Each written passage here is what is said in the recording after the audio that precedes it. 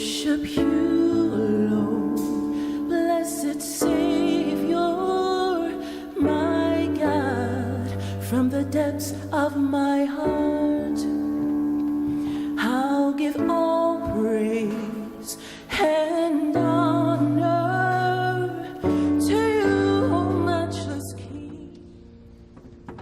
Well, good day again, everyone.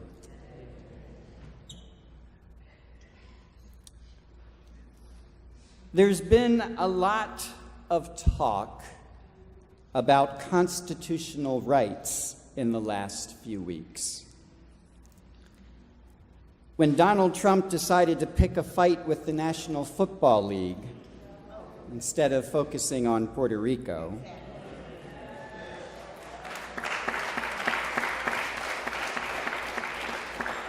we heard a lot about football players' right to free speech. People defended Colin Kaepernick's protest over police brutality against African Americans as simply an exercise of his First Amendment rights. You see, when someone tries to silence another, Americans begin to speak the language of rights.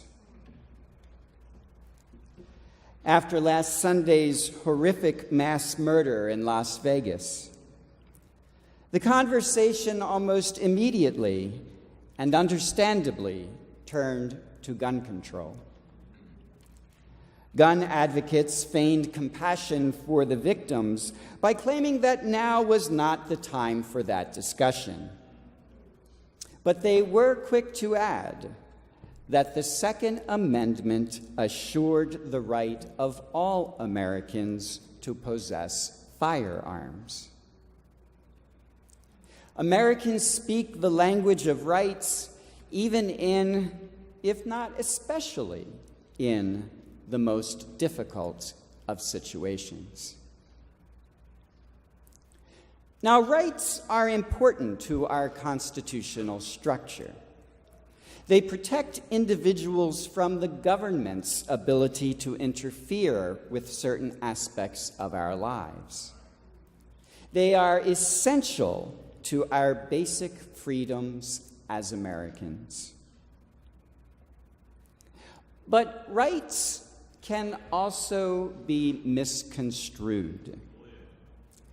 So, for example, Colin Kaepernick's protest of kneeling during the national anthem actually has very little to do with his First Amendment right to speak. The First Amendment protects us against the government. And since the government is doing nothing to infringe upon Kaepernick's protest, the First Amendment isn't really relevant.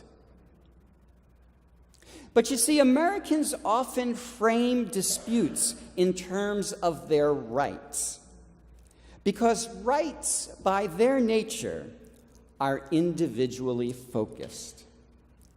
And so whenever our individual freedoms seem threatened, we are quick to speak the language of rights.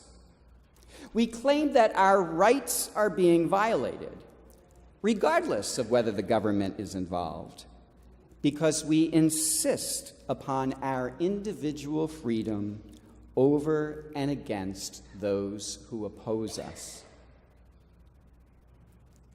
But you see, taken to the extreme, the language of rights can give rise to a sense of entitlement and an ability to exclude anyone who interferes with what we believe is rightfully ours. Now, in today's gospel, Jesus tells yet another parable, and yet another parable about a vineyard. We'll be looking at Matthew chapter 21, verse 33, if you'd like to follow along. So he starts the parable off telling us that there was a landowner who planted a vineyard, put a hedge around it, dug a wine press in it, and built a tower. Then he leased it to tenants and went on a journey. Now, one of the things we need to understand is that in ancient Israel, many of the vineyards were owned by wealthy absentee landlords, men who lived in distant cities and foreign countries. They owned the vineyard, and then they would lease it to tenants for the sole purpose of gaining rent from their land. And as you can imagine, as even today, there's generally a hostility that arises between tenants and their absentee landlords. And that's probably what was going on at the time, so that the listeners of Jesus' parable could definitely relate to what followed. He tells us, when vintage time drew near, the landlord sent his servants to the tenants to obtain his produce. But the tenants seized the servants, and one they beat, another they killed, and a third they stoned. The landlord continued to send servants to collect the rent, and things got so bad that finally he decided to send his son. Now, another thing to realize in the ancient Israel world was that Gentiles who converted to Judaism, if they died without an heir, then the tenants of their property could inherit the land. And that's probably what's at work when we hear this next very startling statement, that when the tenants saw the son, they said to one another, "This is the heir. Come, let us kill him and acquire his inheritance." These tenants are blind with greed. They believe that they are entitled. And yet, their only claim to this property is to pay the rent for their use of the property. But they become so self-centered in their desire and their greed that they believe they can stake a claim on this property and begin to exclude everyone else from it, even the landlord himself. If they were Americans, they might even claim that they had a right to that land. Now, the landlord, on the other side, he does not speak the language of rights. He speaks the language of respect. And we can see it right away. When he sends his son, he is sure that surely they will respect my son. And respect, by its very nature, is very different from right. Respect is other-focused. It's something we offer to someone else. It's an attempt to include others into our world so that we can share our lives with them. This landlord is patient with the tenants because he respects them and he wants to include them in his wealth. But it's the tenants who become so fixed on their claim that they attempt to exclude the landlord and then ultimately discover that they are the ones excluded. You see, because when you claim something over and against another, beware, because you just might be excluded yourself. Now, when we consider what is happening in our country today, it seems to me that we're hearing the language of rights a lot more than we're hearing the language of respect. The language of rights is political language. The language of respect is faith language. As Christians called to engage the political process, we need to master both the language of rights and the language of respect. You see, when we speak the language of rights exclusively, the self-centeredness promoted by that language often causes bitter divisions among us. We stake our claim, and then we try to exclude others from encroaching upon what we believe we're entitled to. Donald Trump and the alt-right are masters of this. When white supremacists marched on Charlottesville chanting, "You will not replace us," and "Jews will not replace us," our president called some of them fine people who are just exercising their First Amendment rights.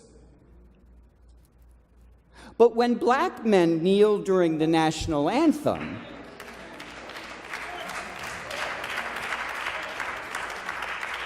well, then he calls them SOBs.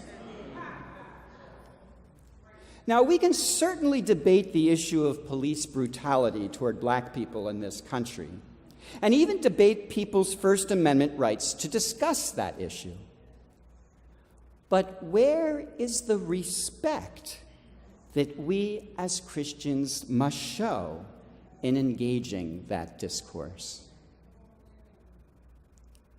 When a white man legally obtains an artillery of firearms, legally converts them into automatic weapons, and then brutally massacres 58 people and injures hundreds more, gun advocates say that our Second Amendment right to bear arms should not even be discussed, let alone regulated, just because of the actions of one madman.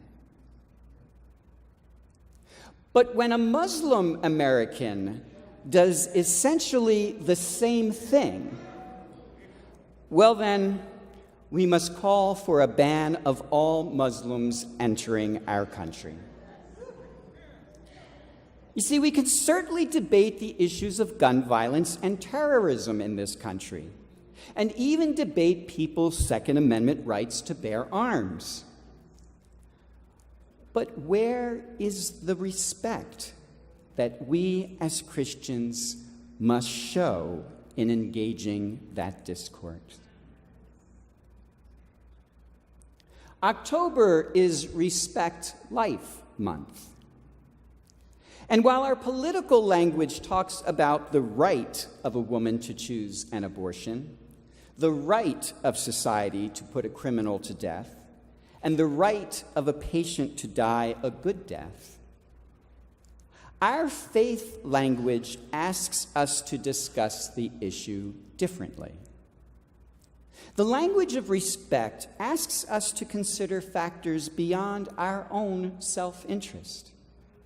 It challenges us to include the very mystery and sacredness of life in our conversations.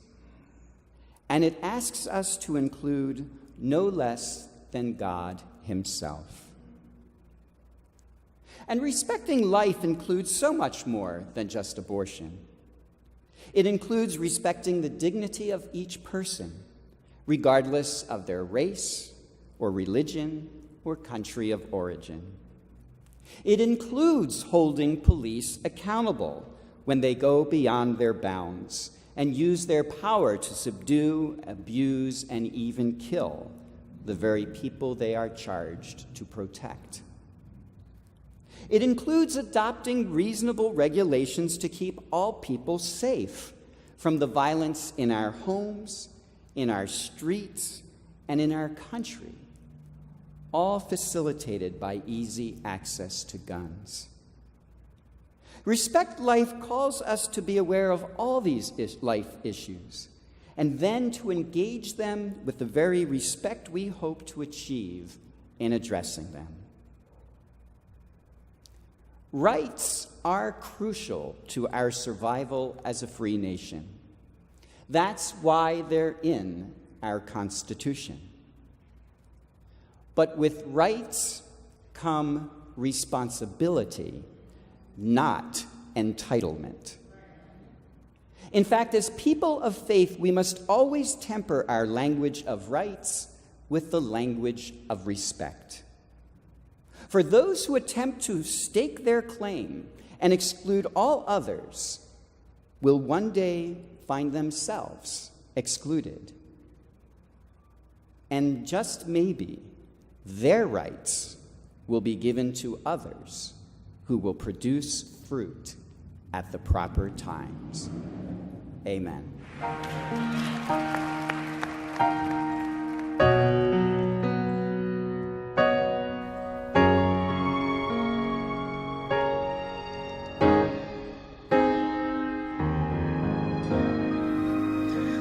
A change, a change.